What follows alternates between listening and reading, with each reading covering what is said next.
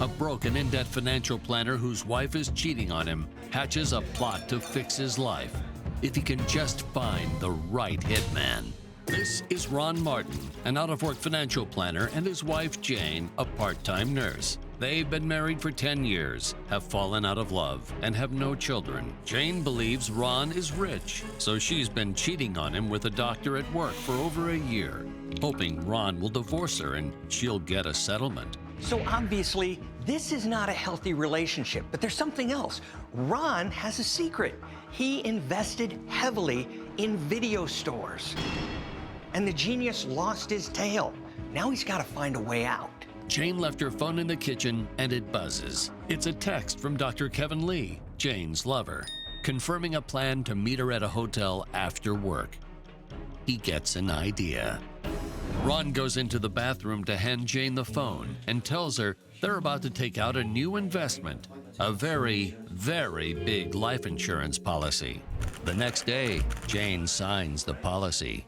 In just 24 hours, Ron has gone from bankrupt cuckold to brazen criminal. Back at home, Ron turns on private browsing and searches for info on leave no trace murders. Ron is proving to be a very dumb criminal. There is no such thing as private internet browsing. So the criminal genius puts an online ad out for a hitman. Hitmen are hard to find because the good ones aren't going to answer your ads. So what Ron is looking for is the dime a dozen guys who claim to be hitmen but really aren't. Ron finds a few good candidates advertising their services on a dangerous jobs posting. So he writes, "Hi, I saw your post about killing somebody for an insurance payout. Love to learn more." He's hosting a hitman job fair. Ron meets the potential candidates. I've had lots of yours. One after another. Some have potential, others have too little experience. I'm the man you need, whatever you need done, however you need it done, I can do it. But one sticks out for his enthusiasm and bargain rate. Carl Belt. So here he's got the cheapest guy on the internet. What could go wrong? Ron gives Carl a photo of his wife, Jane Martin, and a picture of her car. He tells Carl about Jane's daily activities, where she works, when she leaves the house, and asks Carl to take care of this before the weekend. Though he doesn't have experience as a hitman, Carl does have a small criminal record and has served jail time for aggravated assault. So he thinks, aggravated assault is what, like halfway to murder? That's in my resume, I can do this. After reading various how-to websites, Carl decides that he will ambush Jane and strangle her to death. You can learn to do anything online, anything. But if you do, you leave breadcrumbs, and the FBI will know what you learned.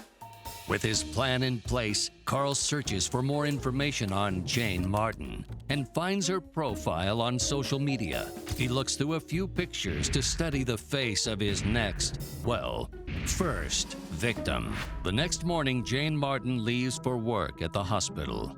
On the way, she posts on social media that she's going to pick up some groceries and asks if anyone needs anything at the hospital. Meanwhile, Carl has barely slept and is stalking Jane online. He sees her post and realizes this is his chance to take care of business. Carl approaches the grocery store and spots Jane's car in the parking lot. He waits till she goes inside, then exits his vehicle and approaches hers. Carl hides behind Jane's car and waits. Jane Martin is now on her way back outside with her groceries and a box of donuts. Jane unlocks her door, and while she is putting the donuts in the car, Carl ambushes her. Carl uses a rope and a technique he's learned from watching strangling video tutorials online. Jane puts up little fight, and her life is lost. Carl has moved Jane Martin into the passenger seat. They take off. Carl then makes a call to Ron to inform him the job is finished. Well, hey dude, I killed your girl. You sure?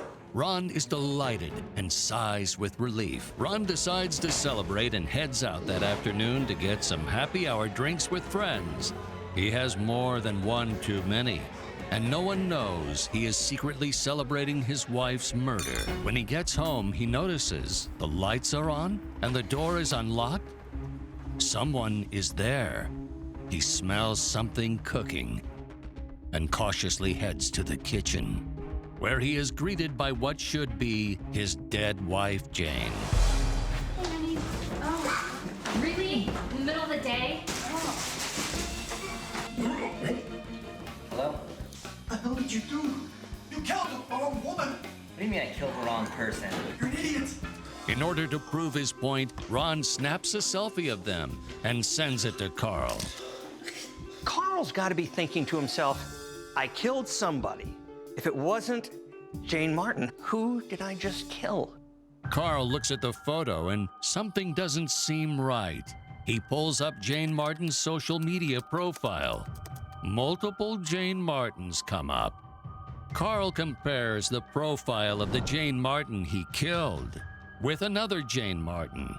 Oh my god. He is stunned at how closely they resemble one another They have the same car? and nearly faints.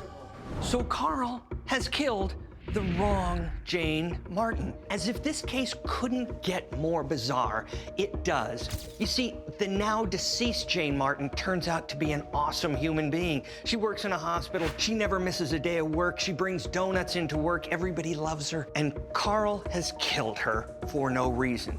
But in an ironic twist, Carl could be home free at this point because he had no motive to kill this Jane. So the police have nothing to go on. They don't even know where to start. You don't put in your mind an accidental killing. He's home free if he walks away at that point. Ron's wife, Jane, was kind of unpopular. The men liked her, the women didn't. She talked down to people. She came off as arrogant. She was just nobody's favorite. The surviving Jane Martin was also known to have recently fired a nursing intern, Keith Marshall, by blaming her own sloppy and misfiled paperwork on him. You're fired today. Get your stuff and get out! She finishes up work, puts away some things in her desk drawer, and inside finds a note that says, "Death to you." Jane is terrified at the discovery of the message. She tries to reach her love doctor, but he doesn't answer. So she frantically calls her husband, Ron, and leaves a message about someone trying to kill her. She makes a post on social media. Carl sees the post and leaves for work. Jane is walking to her car, but this time, Carl has planned things well in advance. Carl is hiding behind the stairs near the parking lot. He sees that the Jane Martin he is about to kill drives the same model of car as the Jane Martin he already killed. When Jane turns her back on him, Carl rushes out behind her and starts choking her with the same rope. He pushes Jane into the passenger seat, where she goes out of consciousness. Two wrongs never make a right. An experienced hitman would never try to make good on this crime. And if they did, they wouldn't do it in the exact same way at the exact same place. Carl steps into the driver's seat and takes off. While in the car, Jane wakes up. She realizes she's been kidnapped, but she pretends to be dead. Carl is driving erratically. Jane pocket dials 911 on her phone. An operator answers and hears what's going on. Carl glances over and realizes Jane is still alive. She tries to fight him off, but Carl eventually wins. Carl then decides it would be the smartest thing to take the body to the exact same place he took the first body. So it's the next day, and police now have two suspects. The first is the ex-intern Keith. Now, Keith has admitted to the police that he left a death threat in Jane's desk drawer. Yeah, that's creepy. Yeah, that's horrible. But it's not a conviction because he has a solid alibi.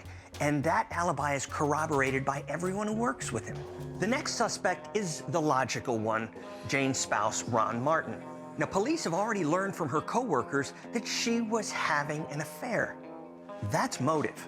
Then they found out that just days before Jane's murder, Ron took out a large insurance policy on her life with him as the sole beneficiary. So what you've got now is motive, proof of motive, but you're lacking one important thing. They don't have physical evidence to connect Ron Martin with his wife's murder. But the police have another mystery to figure out. Two Jane Martins dead within just several days of each other. Is there a serial killer out there? Somebody who hates the name Jane Martin? Investigators look into any phone records, texts, or digital footprints that may have been left before the murder, and discover one new number in particular that shows up frequently in Ron's phone the week before the murder. That number belongs to Carl Belt. So they bring in Carl for questioning, and they find that he's not the savviest criminal they've ever interviewed. They also go through his digital records and find out that he has pulled up the social media pages of the first Jane Martin who was killed. With all the pieces fitting into the puzzle, investigators are left with only one question from this killer. Why in the world would he leave the body of his second victim in the same place as the first? So let's think about Carl's mindset at this moment. He's killed the first person and seemingly got away with it, except for the fact that he killed the wrong person. It was perfect. So now he's killing the second person, and he says, I'm going to dump the body at the exact same place. That way the police will never bother me. What can go wrong? Carl gets life in prison without parole. Ron gets life in prison for orchestrating the hit. And remember Keith, the ex-intern? He gets his job back at the hospital because apparently they were short one nurse. So what have we learned? 1, murder's never the answer. And 2, even though everything you read in the internet is true, you still shouldn't believe what you read about a hitman.